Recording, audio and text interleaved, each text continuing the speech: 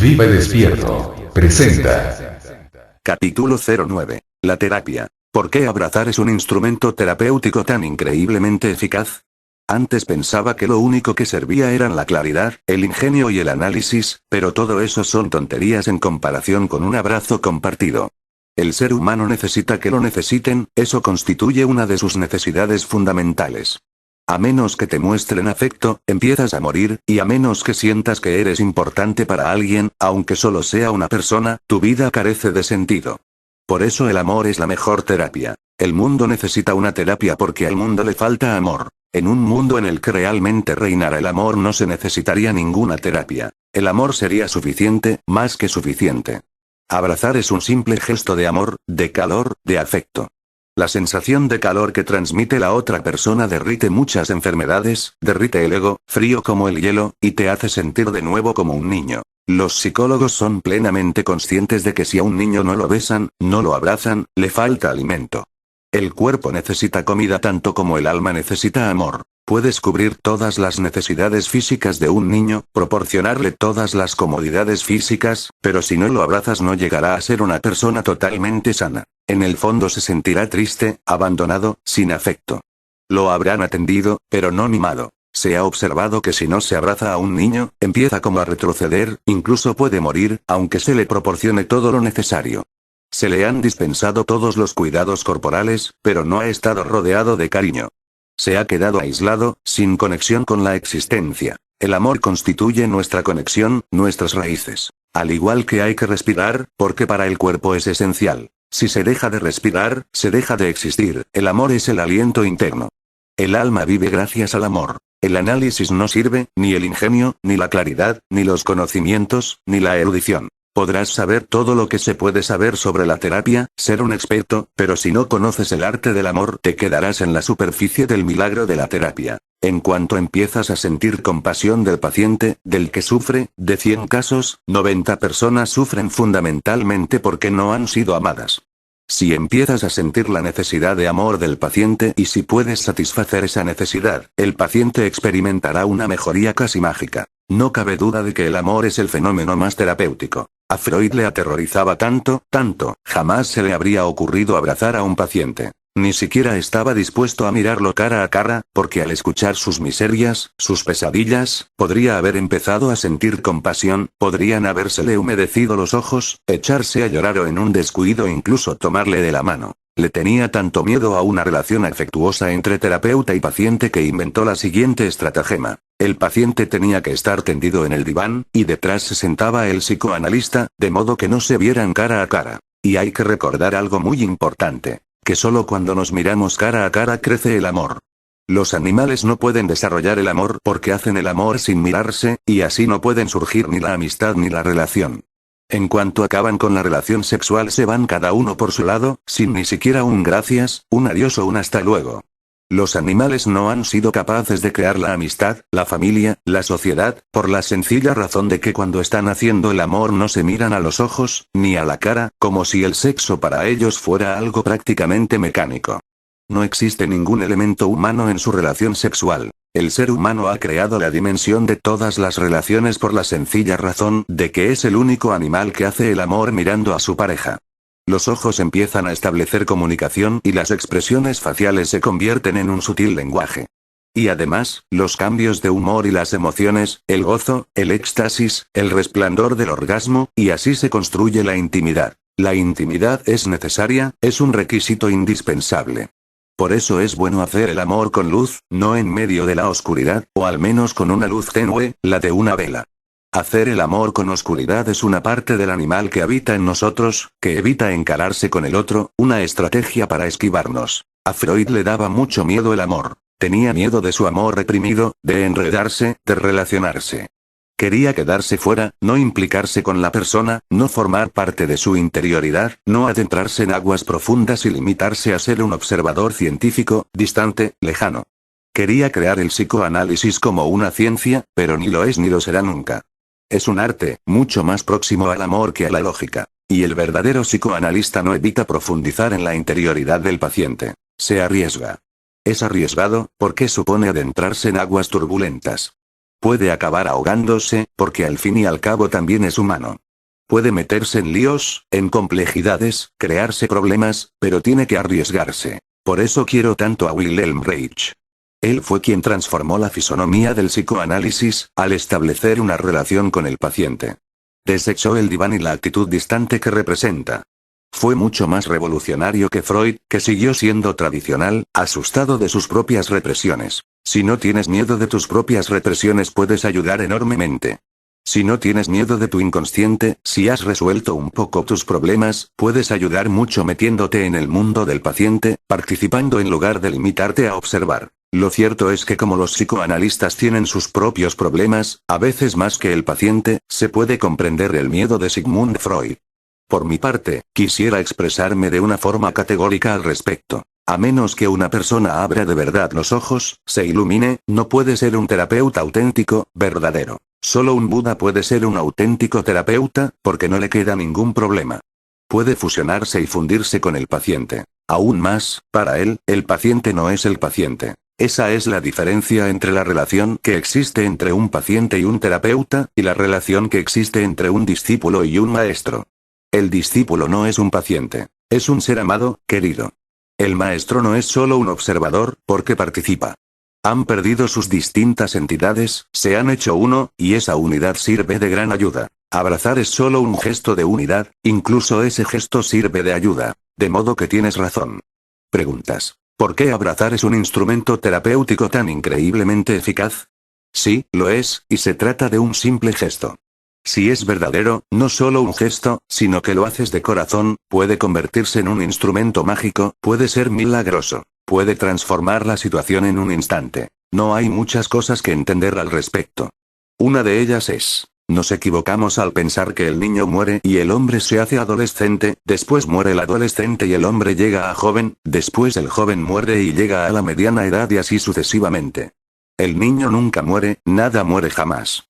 El niño está ahí, siempre está ahí, rodeado por otras experiencias, rodeado por la adolescencia, después por la juventud, después por la madurez, después por la vejez, pero el niño siempre sigue ahí. Eres como una cebolla, una capa encima de otra, pero cuando pelas una cebolla encuentras capas más nuevas. En cuanto profundizas, encuentras capas más nuevas. Lo mismo ocurre con el hombre. Si profundizas en él siempre encontrarás al niño inocente, y ponerse en contacto con ese niño inocente es terapéutico. Abrazar te proporciona un contacto inmediato con el niño. Si abrazas a alguien con calor, con amor, no es un gesto impotente, sino algo importante, elocuente, verdadero. Si tu corazón fluye con él, estableces un contacto inmediato con el niño inocente. El niño inocente que sale a la superficie incluso unos segundos supone una enorme diferencia, porque la inocencia del niño siempre es sana y saludable, sin corromper. Has llegado al corazón mismo de la persona, donde jamás ha entrado la corrupción, has llegado al corazón virgen, y conseguir que ese corazón virgen vuelva a latir con vida es suficiente. Has iniciado un proceso de curación, lo has desencadenado. Todo niño es tan nuevo, está tan vivo, tan lleno de entusiasmo que esa misma condición lo hace sano. Si puedes acariciar de alguna manera al niño en el paciente, y abrazar es simplemente una de las cosas más importantes. El análisis es el camino de la mente. El abrazo es el camino del corazón. La mente es la causa de todas las enfermedades y el corazón es el origen de toda curación. Un hombre entra en la consulta de un psiquiatra. Un hombre entra en la consulta de un psiquiatra y dice: doctor, me estoy volviendo loco. Estoy convencido de que soy una cebra. Cada vez que me miro en el espejo tengo todo el cuerpo cubierto de rayas negras. El psicoanalista le dice, intentando calmarlo: tranquilo, tranquilo. Relájese, váyase a casa, tome estas pastillas para dormir bien, y seguro que esas rayas negras desaparecen. El pobre hombre va a su casa y vuelve a la consulta del psiquiatra al cabo de 2 días. Entonces le dice: mire, doctor, me siento muy bien. ¿Me puede recetar algo para las rayas blancas? Pero el problema continúa. Una vez alguien me trajo a un joven loco.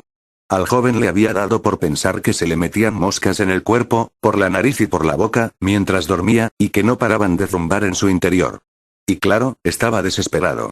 Iba de un lado a otro, se revolvía, no podía quedarse quieto porque esos derviches no paraban de danzar en su interior. Ni siquiera podía dormir. Un auténtico martirio. ¿Qué hacer con ese hombre?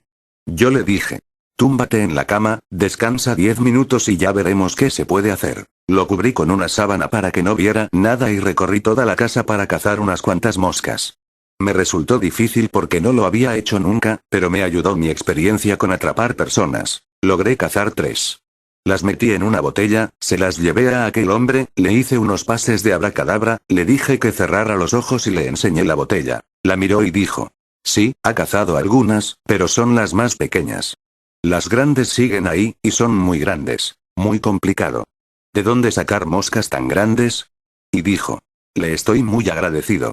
Al menos me ha librado de las pequeñas, pero las grandes son grandes de verdad. Las personas siguen a lo suyo.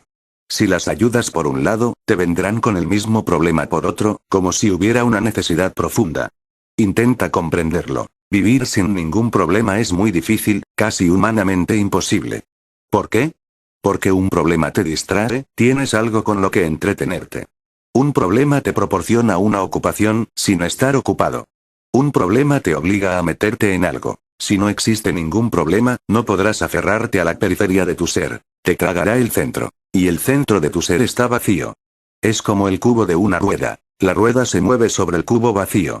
Tu núcleo está vacío, no es nada, es la nada, Shunyam, el vacío, como un abismo.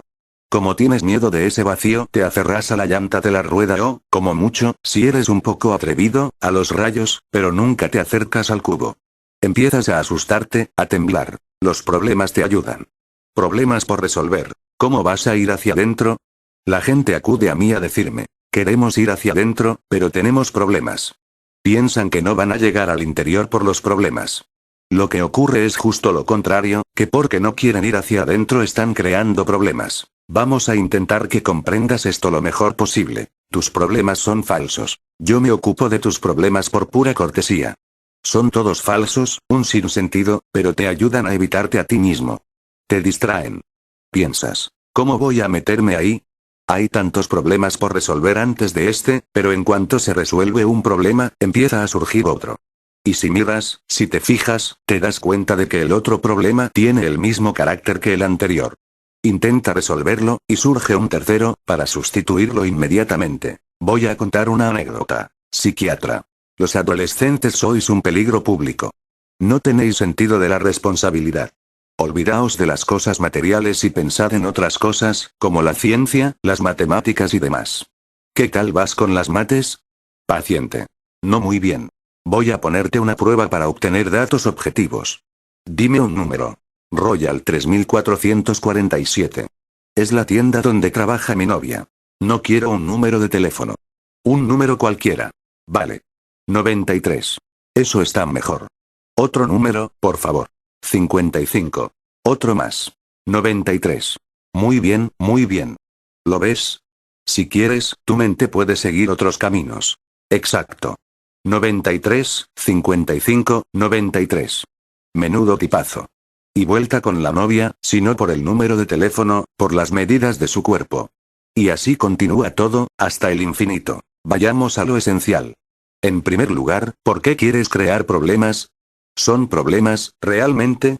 ¿Te has planteado la pregunta esencial, si realmente son problemas o si tú los estás creando y te has acostumbrado a crearlos, para que te hagan compañía, porque si no hay problemas te sientes solo?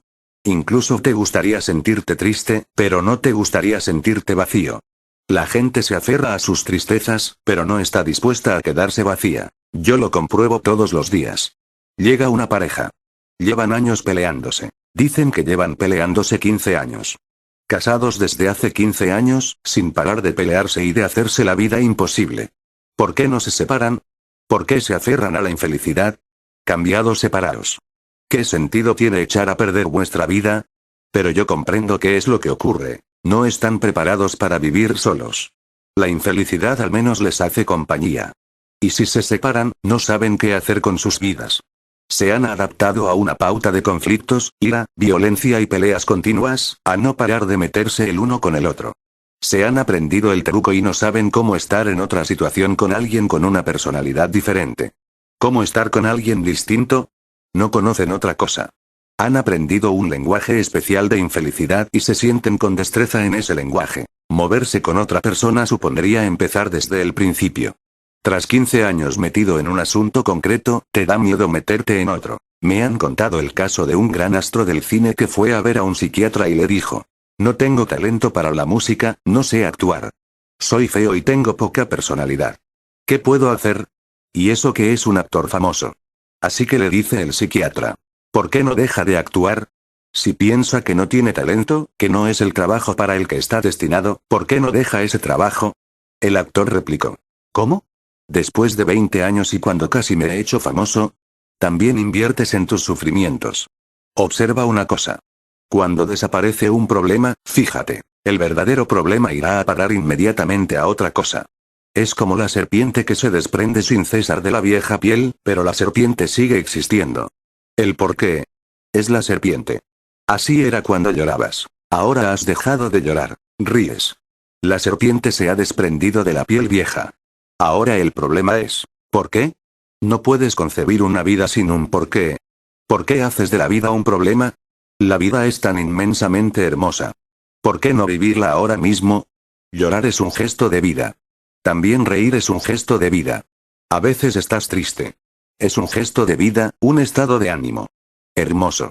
A veces eres feliz, estás desbordante de alegría, bailando. También eso es bueno y hermoso. Ocurra lo que ocurra, acógelo y quédate con ello, y poco a poco comprobarás que te has librado de la costumbre de hacer preguntas y de crearle problemas a la vida. Y cuando no creas problemas, la vida desvela todos sus misterios. Nunca se desvela ante una persona que no para de hacer preguntas. La vida está dispuesta a abrírsete si no la conviertes en un problema. Si creas problemas, el mismo hecho de crear problemas te cierra los ojos.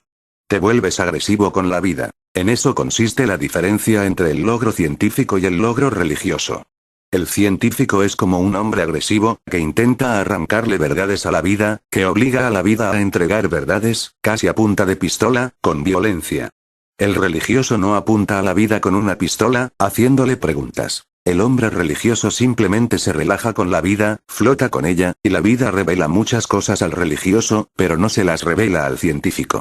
El científico siempre andará recogiendo las migas que han quedado en la mesa.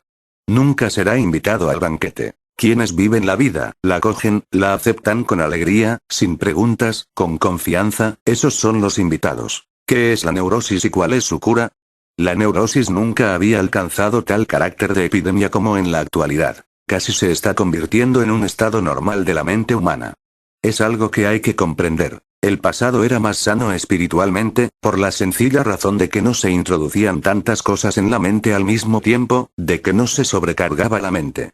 La mente actual está sobrecargada, y lo que no se asimila produce neurosis. Es como si no parases de comer, de atracarte de comida. Lo que el cuerpo no digiere resulta pernicioso. Y lo que comes es menos importante que lo que ves y oyes. Con los ojos, con los oídos, con todos los sentidos, no paras de percibir miles de cosas, a cada momento. Y para asimilar no dispones de más tiempo. Es como estar sentado continuamente a la mesa, comiendo y sin parar de comer durante 24 horas al día. Esa es la situación de la mente actual, que está sobrecargada.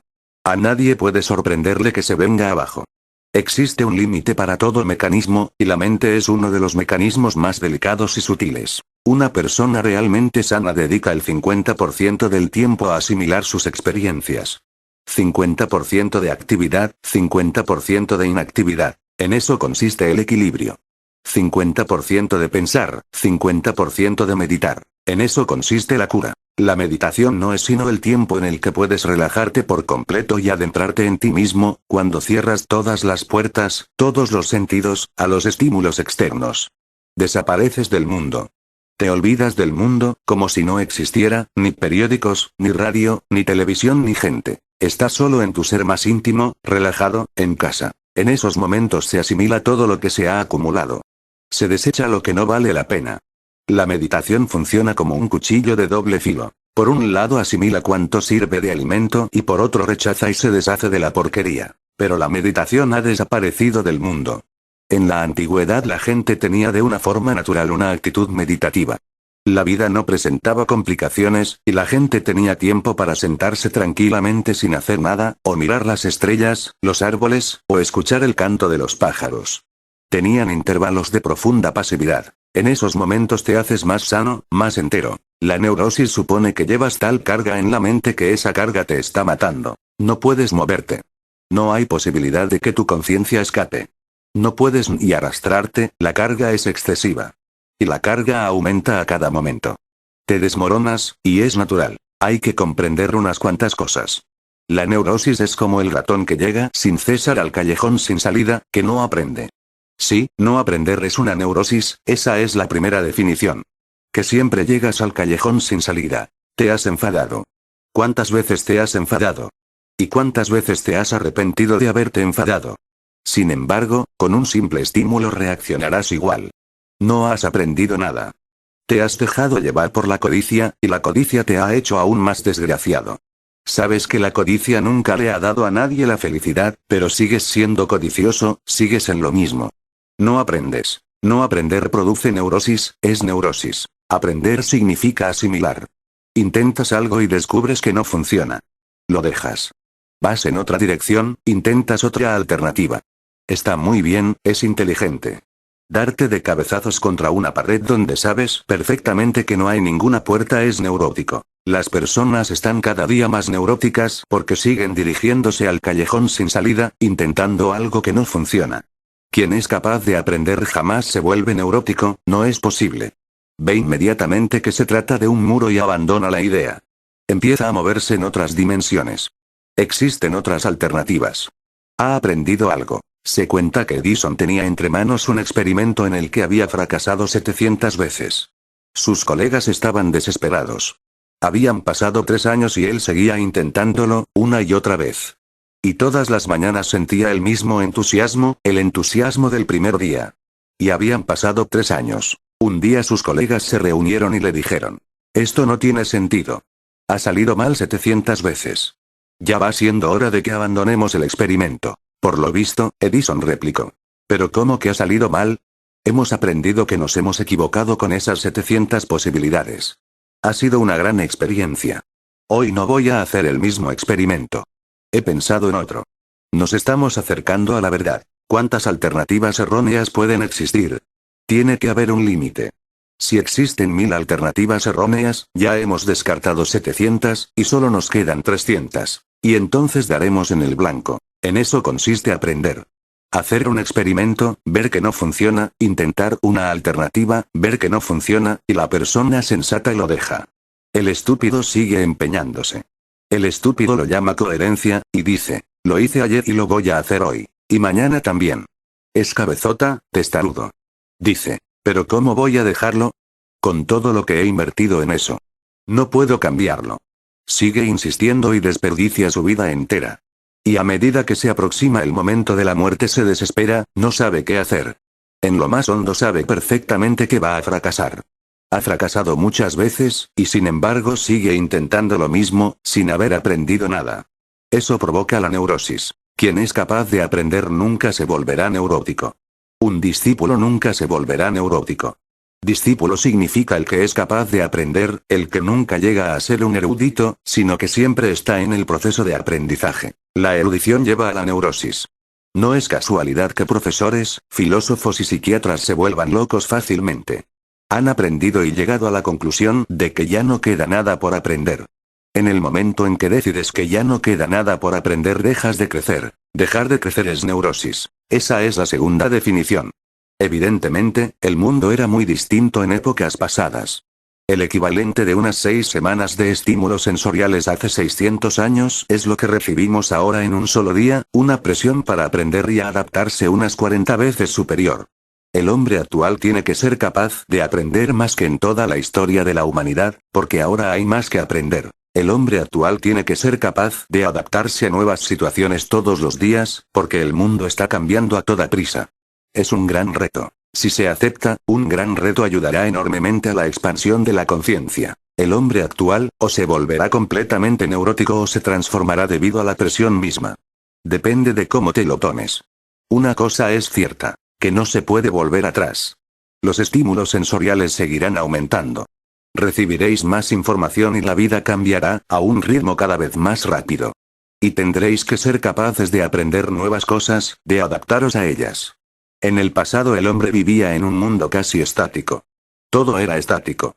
Entonces habrías dejado el mundo exactamente igual que tu padre te lo había dejado a ti. No habrías cambiado nada. No había necesidad de aprender demasiado. Bastaba con saber un poquito, y así había espacio en la mente, espacios vacíos, que ayudaban a la gente a mantenerse cuerda. Ahora ya no existe un espacio vacío, a menos que lo crees a propósito. La meditación es más necesaria que nunca. La meditación es tan necesaria que se trata casi de una cuestión de vida o muerte. En épocas pasadas era un lujo. A muy pocas personas les interesaba. Solo a un Buda, un Mahavira, un Krishna. Los demás eran silenciosos, felices, cuerdos porque sí. No sentían ninguna necesidad de pensar en la meditación. Meditaban de una forma inconsciente. La vida se deslizaba con tal silencio, con tal lentitud, que aún los más estúpidos eran capaces de adaptarse a ella. En la actualidad el cambio es tan rápido, va a tal velocidad, que aún los más inteligentes se sienten incapaces de adaptarse a él. La vida cambia día a día, y tienes que volver a aprender, tienes que aprender una y otra vez. En la actualidad no puedes dejar de aprender. Tiene que ser un proceso de por vida. Tendrás que seguir aprendiendo hasta el día mismo de tu muerte, porque solo así te mantendrás cuerdo y evitarás la neurosis. Y la presión es muy grande, 40 veces mayor. ¿Cómo aliviar esa presión? Tendrás que internarte a propósito en los momentos de meditación. Si una persona no medita al menos una hora al día, la neurosis no sobrevendrá por casualidad, sino que la persona misma la desencadenará. Uno debe olvidarse del mundo durante una hora para internarse en su propio ser. Estará tan a solas durante una hora que nada accederá a él. Ni un pensamiento, ni un recuerdo, ni una fantasía. Durante una hora su conciencia carecerá de contenidos, y eso la rejuvenecerá y la renovará. Eso liberará nuevas fuentes de energía y esa persona volverá al mundo más joven, renovada, más capaz de aprender, con mayor capacidad de asombro en la mirada, con más respeto en el corazón, como un niño. Esa presión para aprender y la antigua costumbre de no aprender están volviendo loca a la gente. La mente actual está realmente sobrecargada y no se le da tiempo para digerirlo todo, para incorporarlo al propio ser. Ahí es donde entra en juego la meditación y adquiere más importancia que nunca. Si no le dejamos tiempo a la mente para que descanse con la meditación, reprimimos todos los mensajes que le llegan continuamente. Nos negamos a aprender, decimos que no tenemos tiempo. Entonces los mensajes empiezan a acumularse. Si no tienes tiempo para escuchar los mensajes que recibe tu mente sin cesar, empiezan a acumularse, como se van acumulando los papeles en tu mesa, o las cartas, porque no tienes tiempo para leerlos y contestarlos.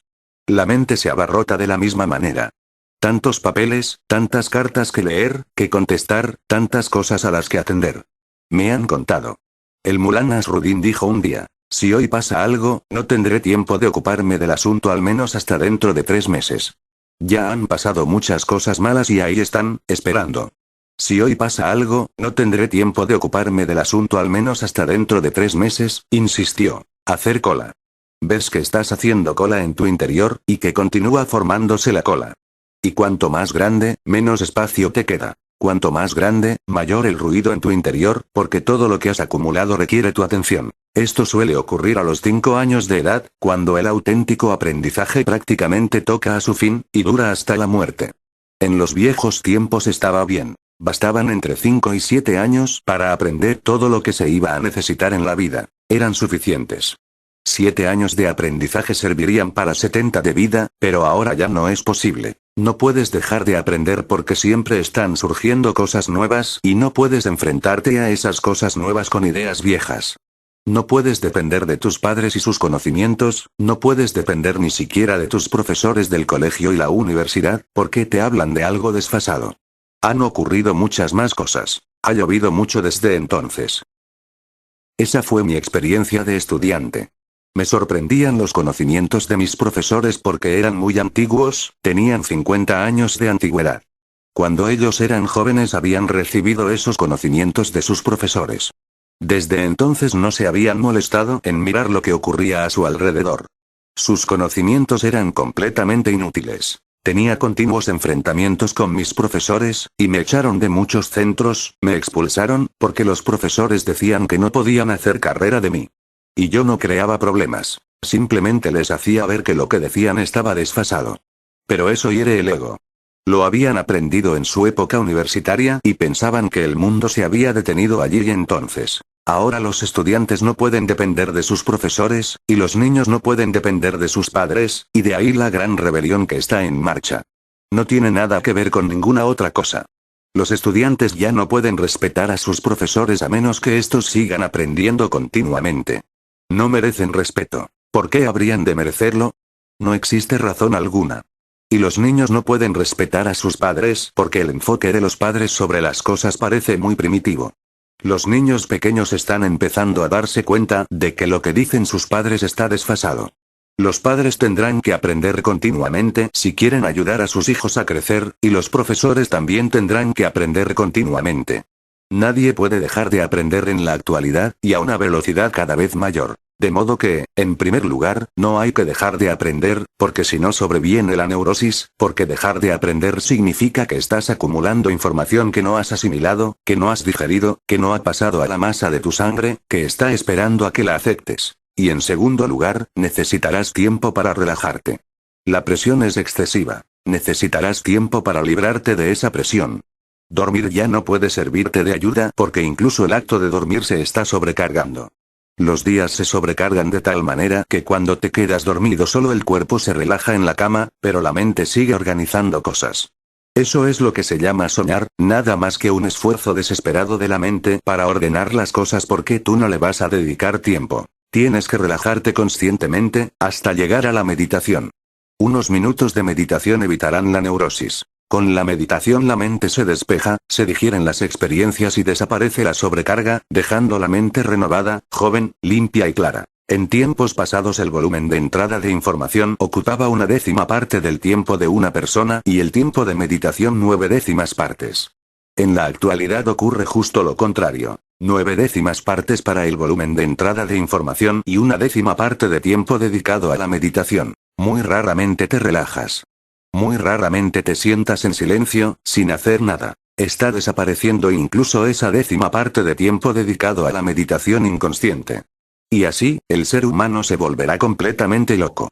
Ya está ocurriendo. ¿Qué quiero decir con el tiempo de meditación inconsciente? Simplemente salir al jardín, jugar con tus hijos, eso es tiempo de meditación inconsciente. O nadar en la piscina, eso es también tiempo de meditación inconsciente.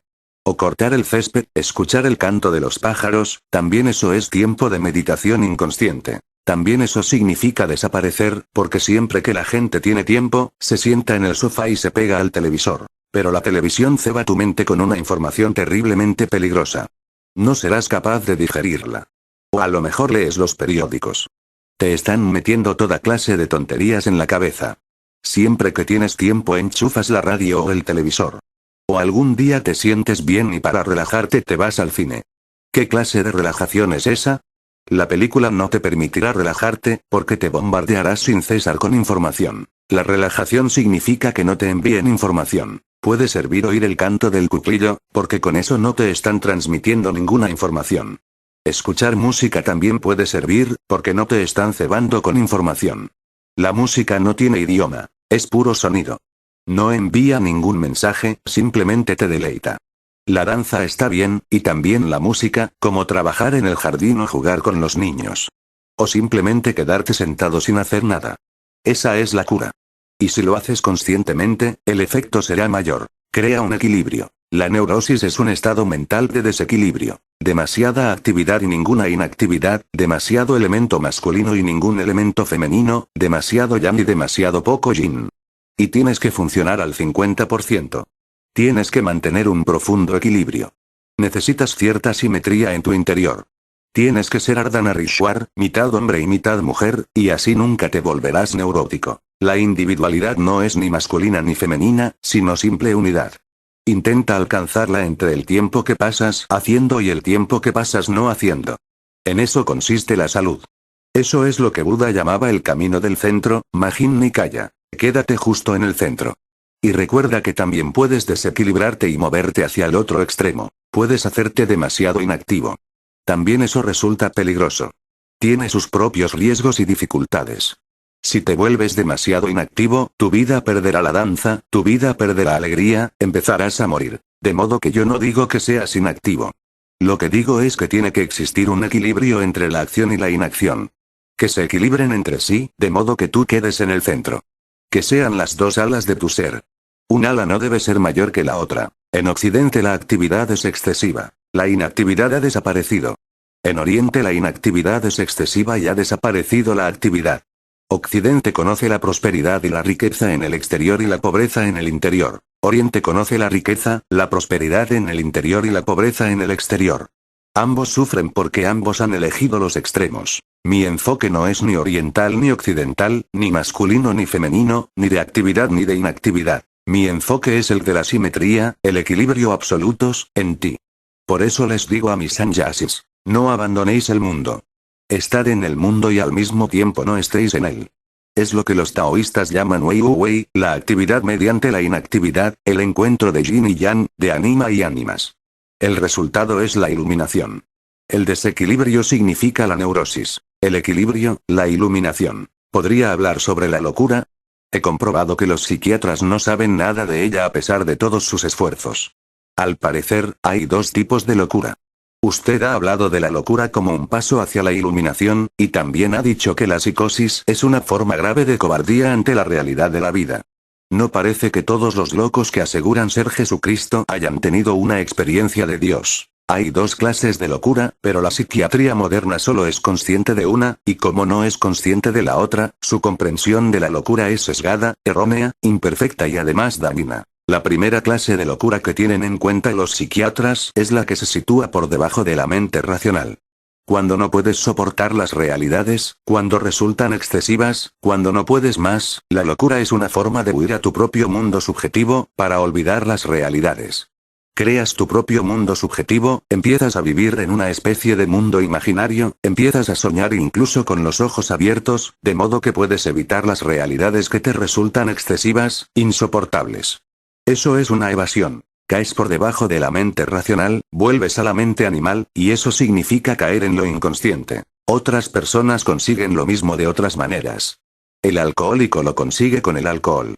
Bebe demasiado. Se queda completamente inconsciente.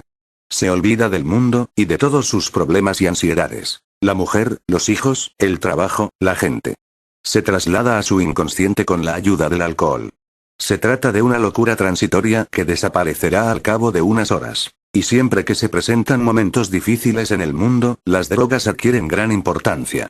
Tras la Segunda Guerra Mundial, las drogas adquirieron enorme importancia en todo el mundo, especialmente en los países que habían sido testigos de esa guerra, en los países que habían tomado conciencia de que estamos sobre un volcán que puede entrar en erupción de un momento a otro. Hemos visto Hiroshima y Nagasaki arrasadas en cuestión de segundos, 100.000 personas muertas en 5 segundos.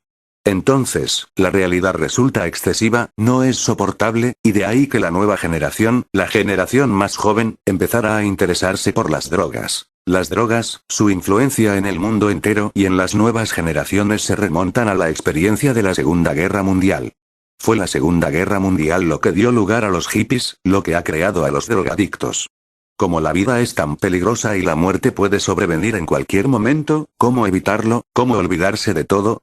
En épocas de tensiones y problemas, a la gente le da por tomar drogas. Siempre ha sido así. Es una forma de crear una locura transitoria.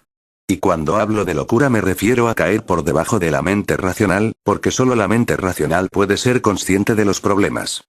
No conoce las soluciones, solo conoce los problemas. De modo que si los problemas son manejables y puedes coexistir con esos problemas, sigues cuerdo. Cuando te das cuenta de que es excesivo, te vuelves loco. La demencia es un proceso intrínseco para rehuir los problemas, las realidades, las angustias, las situaciones de tensión. Hay muchas formas de rehuir las cosas. Algunos se hacen alcohólicos, otros toman LSD, otros fuman marihuana. Y hay otras personas que no tienen tanto valor, y que se ponen enfermas. Sufren cáncer, tuberculosis, parálisis, y así dicen al mundo. ¿Qué puedo hacer? Estoy paralítico. Si no puedo enfrentarme a las realidades, no es mi responsabilidad. Estoy paralítico. Oh, si mi negocio se está hundiendo, ¿qué puedo hacer? Tengo cáncer. Así es como las personas protegen su ego, con métodos lastimosos, pero al fin y al cabo, métodos para proteger el ego. En lugar de librarse del ego, la gente lo protege sin cesar. Siempre que la vida presenta demasiada tensión ocurren estas cosas. Las personas sufren enfermedades extrañas, enfermedades incurables, incurables porque en el interior de la persona se presta gran ayuda a la enfermedad, y si no colabora con la medicina y con el médico no existe ninguna posibilidad de curación. Nadie puede curarte en contra de tu voluntad. Recuerda, es una verdad fundamental. Si inviertes mucho en el cáncer, si quieres que siga ahí porque te protege, tendrás la sensación de por causa del cáncer no puedes luchar en el mercado de trabajo, que no puedes competir, que es debido al cáncer, si has invertido en él, y nadie puede curarte, porque seguirás creándolo. Es una enfermedad psicológica. Está enraizada en tu psique. Y lo sabe todo el mundo. Los estudiantes se ponen enfermos cuando se aproximan los exámenes. Algunos hasta enloquecen. Y después de los exámenes, todo va bien. Cada vez que tienen un examen, se ponen enfermos. Fiebre, neumonía, hepatitis, esto y lo demás allá. Si lo observas te sorprenderás, ¿por qué se ponen enfermos tantos estudiantes en la época de exámenes? Y tras los exámenes, de repente todo va bien. Les dicen a sus padres, ¿qué podía hacer, si estaba enfermo? Por eso no he aprobado, o estaba enfermo. Por eso he sacado un aprobado raspado. Si no, matrícula. Es una estrategia. Si tu enfermedad es una estrategia, no hay forma de curarla. Si tu alcoholismo es una estrategia, no hay forma de curarlo, porque quieres continuar con él. Eres su creador, lo creas tú mismo, aunque quizá no conscientemente. Y lo mismo ocurre con la locura, el último recurso. Cuando todo lo demás falla, incluso el cáncer, el alcohol, la marihuana, la parálisis, cuando todo falla, queda el último recurso, el de volverse loco. Por eso la locura se da más en los países de Occidente que en los de Oriente, porque la vida aún no está tan cargada de tensiones en Oriente. La gente es pobre, pero la vida no está tan cargada de tensiones. La gente es tan pobre que no puede permitirse semejantes tensiones. La gente es tan pobre que no puede permitirse el lujo de la psiquiatría y el psicoanálisis. La locura es un lujo. Solo pueden permitírsela los países ricos. Este es uno de los tipos de locura de la que son conscientes los psicólogos. Caer por debajo de la mente racional, dirigirse hacia lo inconsciente, dejar a un lado la poca conciencia que tenías. No tenías mucha desde el principio. Solo una décima parte de la mente es consciente. Eres como un iceberg. Una décima parte por encima de la superficie, 9 partes por debajo. 9 décimas partes de la mente son inconscientes. La locura significa desprenderse de esa décima parte de conciencia, de modo que todo el iceberg se esconde bajo la superficie. Pero existe otro tipo de locura, también hay que llamarla locura porque guarda cierta semejanza, que superar la mente racional. Una consiste en ir por debajo de la mente racional. La otra, en ir por encima de la mente racional, en ir hacia arriba. La mente racional se pierde en ambos casos. En uno de ellos te vuelves inconsciente, y en el otro superconsciente. La mente normal se pierde en ambos casos. En uno de los casos te vuelves completamente inconsciente, y surge cierta integridad. Se puede observar. Los locos tienen cierta integridad, cierta coherencia, son uno. Se puede confiar en los locos. No son dos, solo uno. Es coherente porque solo tiene una mente, la inconsciente. Ha desaparecido la dualidad, y también se descubre cierta inocencia en el loco. Es como un niño. No tiene malicia. No puede tenerla. En realidad, se ha vuelto loco porque no podía ser malicioso. No podía desenvolverse en un mundo de malicia. En el loco se descubre cierta sencillez, cierta pureza. Si observas a los locos te enamorarás de ellos. Poseen una especie de unidad. No están divididos, no son dobles, son uno. Naturalmente, son uno en contra de la realidad, son uno en su mundo de sueños, en sus ilusiones, pero son uno. La locura posee coherencia, unidad. En ella no cabe la duda. Todo es pura creencia. Y lo mismo se puede aplicar al otro tipo de locura. Una persona supera la razón, va más allá de la razón, se hace completamente consciente, superconsciente. En el primer tipo de locura, la parte que era consciente se disuelve en las 9 partes que eran inconscientes. En el segundo tipo de locura, las 9 partes que no eran conscientes empiezan a ascender y salen todas a la luz, por encima de la superficie. Entonces toda la mente se hace consciente. Ese es el significado de la palabra Buda, hacerse completamente consciente. Pero esa persona también parecerá loca, porque será coherente, absolutamente coherente. Estará centrada, más centrada que ningún loco. Estará perfectamente integrada. Será un individuo, literalmente un individuo, es decir, indivisible. No tendrá ninguna división. De modo que ambos se parecen. El loco cree, y el Buda confía. Y la creencia y la confianza se parecen. El loco es uno, completamente inconsciente. El Buda también es uno, completamente consciente. Y la unidad también se parece. El loco ha abandonado la razón, el razonar, la mente. El Buda también ha abandonado el razonar, la racionalidad, la mente. Son parecidos, y al mismo tiempo polos opuestos. El primero ha caído por debajo de lo humano. El segundo se ha elevado por encima de lo humano. La psicología moderna seguirá siendo incompleta a menos que empiece a estudiar a los Budas. Seguirá siendo incompleta, con una visión incompleta, parcial, y una visión parcial es muy peligrosa. Una verdad parcial es muy peligrosa, más que una mentira, porque da la sensación de que se tiene la razón. La psicología moderna tiene que dar un salto cuántico. Tiene que transformarse en la psicología de los Budas. Tendrá que internarse en el sufismo, en el hasidismo, en el zen, en el tantra, en el yoga, en el taoísmo. Solo entonces será realmente psicología. La palabra psicología significa la ciencia del alma. Aún no es psicología, aún no es la ciencia del alma. En eso consisten las dos posibilidades. Ir por debajo de ti o ir por encima de ti. Vuélvete loco como Buda, Baoyin, Mahoma, Jesucristo. Vuélvete loco como yo. Y esa locura posee una inmensa belleza, porque todo lo bello nace de esa locura, y todo lo poético fluye de esa locura. Las mayores experiencias de la vida, los mayores éxtasis de la vida nacen de esa locura. En Occidente, el psicoanálisis se ha desarrollado gracias a Freud, Adler, Jung y Reich, para resolver los problemas que surgen del ego, como las frustraciones, los conflictos, la esquizofrenia y la locura. Por favor, ¿podría explicar las contribuciones, limitaciones y fallos del psicoanálisis para resolver los problemas humanos enraizados en el ego en comparación con sus técnicas de meditación? Lo primero que hay que comprender es que cualquier problema enraizado en el ego no puede resolverse sin trascender el ego. Puedes aplazar el problema, puedes procurarte un poco de normalidad, puedes diluir el problema, pero no resolverlo. Se puede conseguir que una persona funcione con más eficacia en la sociedad gracias al psicoanálisis, pero el psicoanálisis no resuelve ningún problema. Y cuando un problema se aplaza, se desvía, crea otro problema. Simplemente lo cambia de lugar, pero el problema continúa. Tarde o temprano volverá a estallar, y cuando se produzca el nuevo estallido del antiguo problema resultará más difícil aplazarlo y desviarlo. El psicoanálisis es un alivio temporal porque no puede concebir nada que trascienda el ego. Solo se puede resolver un problema cuando se supera. Si no puedes ir más allá, entonces el problema eres tú. ¿Y quién lo resolverá? Entonces tú eres el problema. El problema no es algo distinto de ti. El yoga, el tantra y todas las técnicas de meditación tienen diferentes bases. Aseguran que los problemas están ahí, que los problemas están a tu alrededor, pero que tú nunca eres el problema. Puedes trascenderlos. Puedes mirarlos como un observador contempla el valle desde la montaña. El ser que actúa como testigo puede resolver el problema.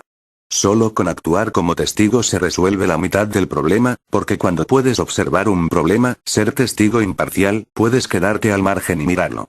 La claridad que proporciona el hecho de ser testigo te da la clave, te ofrece la solución. Y casi todos los problemas existen porque no se pueden comprender con claridad. No necesitas soluciones, necesitas claridad. Un problema debidamente comprendido se resuelve, porque el problema surge debido a una mente que no comprende. Tú mismo creas el problema porque no comprendes. De modo que lo fundamental no consiste en resolver el problema. Lo fundamental consiste en crear más comprensión. Y si existen más comprensión, más claridad, y si puedes enfrentarte al problema imparcialmente, observarlo como si no fuera contigo, como si fuera asunto de otra persona, si puedes crear un distanciamiento entre el problema y tú, solo entonces se puede resolver. La meditación crea distanciamiento, proporciona perspectiva. Vas más allá del problema. Cambia el nivel de conciencia. Con el psicoanálisis te mantienes en el mismo nivel. El nivel nunca cambia. Vuelves a ajustarte al mismo nivel. No cambian ni tu conciencia, ni tu estado de alerta, ni tu capacidad de ser testigo. A medida que te vas adentrando en la meditación te elevas más y más. Puedes contemplar los problemas desde arriba. Están en el valle, y tú has llegado a la cima de una montaña. Con esa perspectiva, desde esa altura, todos los problemas parecen diferentes. Y cuanto más aumenta el distanciamiento, más capaz eres de observarlos como si no fueran contigo. Has de recordar una cosa. Si un problema no va contigo, siempre estarás dispuesto a aconsejarle a otro cómo resolverlo. Si el problema es cosa de otra persona, si otra persona se encuentra en dificultades, siempre tienes algo que decir. Siempre puedes dar un buen consejo, pero si el problema es asunto tuyo, no sabes qué hacer. ¿Qué pasa? El problema es el mismo, pero en este caso estás implicado. Cuando se trataba del problema de otra persona, mantenías un distanciamiento desde el que podías considerarlo de una forma imparcial. Todo el mundo puede dar buenos consejos a los demás, pero cuando se trata del problema de uno mismo, se acaban los consejos, porque se pierde el distanciamiento. Alguien ha muerto, y su familia está triste. Entonces puedes dar buenos consejos. Puedes decir que el alma es inmortal, puedes decir que nada muere, que la vida es eterna. Pero ha muerto alguien a quien tú querías, que significaba algo para ti, que era alguien cercano, alguien íntimo, y ahora te das golpes de pecho, gritas y lloras. No puedes darte ese mismo consejo a ti mismo, que la vida es inmortal y que nadie muere. Ahora te parece absurdo. De modo que recuerda que al dar consejos a los demás puedes parecer un idiota. Cuando le dices a alguien cuyo ser querido ha muerto que la vida es inmortal, pensará que eres imbécil. Le estás diciendo tonterías. Él sabe cómo se siente uno cuando se pierde a un ser querido. Ninguna filosofía lo consolará. ¿Y sabe por qué dices eso? Porque no es tu problema. Puedes permitirte ser sensato. Él no. Con la meditación trasciendes tu ser normal. Surge un nuevo punto desde el que puedes observar las cosas de un modo distinto. Se crea el distanciamiento, los problemas siguen ahí, pero ahora están muy lejos, como si le ocurrieran a otra persona. Ahora puedes darte buenos consejos a ti mismo, pero no hay necesidad de hacerlo. El propio distanciamiento te hará prudente. De modo que la técnica de la meditación consiste en crear un distanciamiento entre los problemas y tú. Ahora mismo, tal y como eres, estás tan enredado en tus problemas que no puedes pensar, no puedes meditar, no puedes traspasarlos, no puedes superarlos como testigo. El psicoanálisis solo te ayuda a readaptarte. No es una transformación. Eso por un lado. Y por otro, con el psicoanálisis te haces dependiente. Necesitas un experto, y ese experto lo hará todo. Te llevará 3, 4 o incluso 5 años si el problema es muy profundo, y te harás dependiente. No crecerás. Por el contrario, serás cada día más dependiente. Necesitarás al psicoanalista todos los días, o 2 o 3 veces a la semana. Si no lo ves un día, te sientes perdido. Si dejas el psicoanálisis, te sientes perdido. Llega a ser como un estupefaciente, como el alcohol. Empiezas a depender de alguien que es experto. Puedes contarle tu problema y él lo resolverá. Hablará contigo y sacará las raíces inconscientes. Pero lo hará él, mientras que el problema lo resolverá otro. Has de recordar que un problema resuelto por otro no te hará más maduro. Un problema resuelto por otro puede hacer más maduro a quien lo resuelve, pero no te hará más maduro a ti. Incluso puedes hacerte más inmaduro, y siempre que surja un problema necesitarás el consejo de un experto, el consejo de un profesional. Y yo no creo que ni siquiera los psicoanalistas maduren mediante tus problemas, porque ellos acuden a otros psicoanalistas para psicoanalizarse. También ellos tienen problemas. Resuelven tus problemas pero no pueden resolver los suyos. De nuevo se plantea el distanciamiento. Wilhelm Reich intentó una y otra vez que lo psicoanalizara Sigmund Freud. Freud se negó, y Reich se sintió herido toda la vida por ese rechazo. Y los freudianos ortodoxos, jamás aceptaron que fuera experto porque nunca llegó a psicoanalizarse. Todo psicoanalista acude a otra persona con sus problemas. Es como el médico. Si un médico está enfermo no puede diagnosticarse a sí mismo. Está tan cerca que le da miedo, y acude a otra persona. Si eres cirujano no puedes operarte a ti mismo, ¿o sí? No existe el distanciamiento. Es difícil operar tu propio cuerpo, pero también es difícil si tu mujer está realmente enferma y hay que practicarle una operación grave, tú no puedes operar porque te temblará la mano. Es tal la intimidad que te dará miedo y no serás buen cirujano. Alguien tendrá que aconsejarte. Tendrás que contar con otro cirujano para que opere a tu mujer. ¿Qué ocurre? Tú has operado, has hecho muchas operaciones. ¿Y de repente qué te pasa? No puedes hacer lo mismo con tu mujer o con tu hijo, porque apenas hay distancia, casi no existe distanciamiento. No puedes ser imparcial sin distanciamiento. Por eso un psicoanalista puede ayudar a otras personas, pero cuando él tiene un conflicto pedirá consejo, otra persona tendrá que psicoanalizarlo. Y es curioso, que incluso alguien como Wilhelm Reich acabara volviéndose loco. No podemos concebir que un Buda se vuelva loco, ¿o sí? Y si un Buda puede volverse loco, es que no hay forma de salir de este suplicio. Es inconcebible que un Buda se vuelva loco. Veamos la vida de Sigmund Freud. Fue el padre y fundador del psicoanálisis, se ocupó en profundidad de muchos problemas, pero no resolvió ni un solo problema suyo, ni un solo problema resuelto. El miedo era un problema tan grande para él como para cualquier otra persona. Tenía miedo y estaba nervioso. La ira era un problema tan importante para él como para todos los demás. Llegaba a ponerse tan furioso que le daba un ataque y se quedaba inconsciente. Y ese hombre sabía mucho sobre la mente humana, pero no le servía de nada cuando se trataba de él mismo. También Jun se quedaba inconsciente cuando sufría una profunda ansiedad. Le daba un ataque. ¿Cuál es el problema? El problema está en el distanciamiento. Estos hombres habían pensado en los problemas, pero sin que creciera su conciencia. Pensaban en profundidad, intelectual, lógicamente, y llegaban a ciertas conclusiones. A veces sus conclusiones estaban bien, pero no se trata de eso. No crecieron en cuanto a la conciencia, no llegaron a ser suprahumanos en ningún sentido. Y a menos que se trascienda la condición humana, no se pueden resolver los problemas. Solo se pueden adaptar. En la última época de su vida, Freud dijo que el hombre es incurable. Como mucho se puede esperar que exista como un ser adaptado. No hay otra esperanza. Y eso en el mejor de los casos. Según Freud, el hombre no puede ser feliz. Como mucho, podemos conseguir que no sea demasiado infeliz. Ni más ni menos. Pero no puede ser feliz. No tiene cura. ¿A qué solución puede llegarse con semejante actitud? Y esto, tras 40 años de experiencia con seres humanos.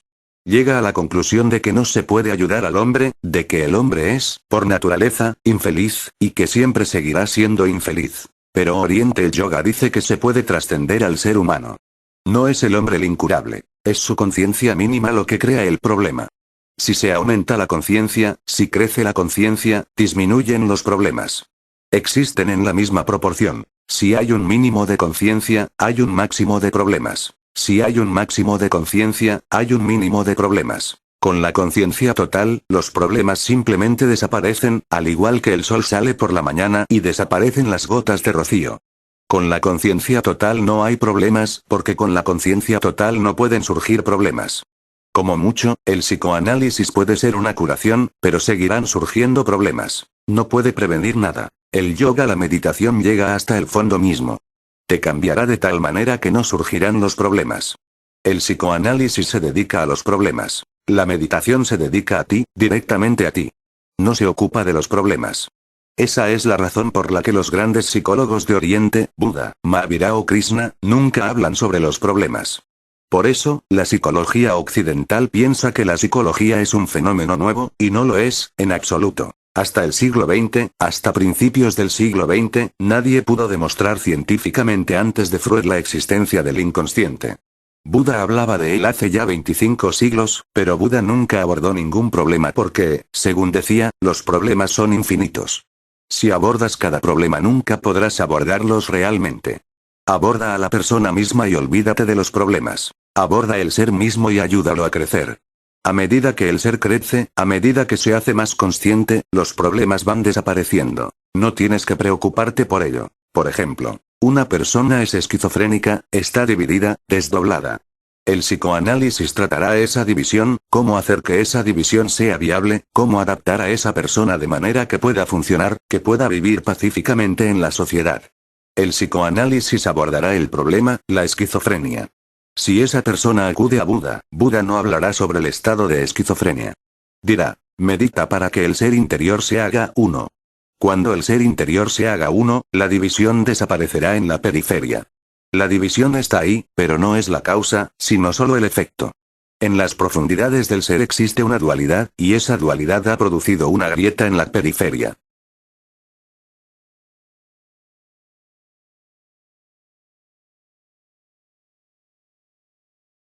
Video creado por Vive Despierto.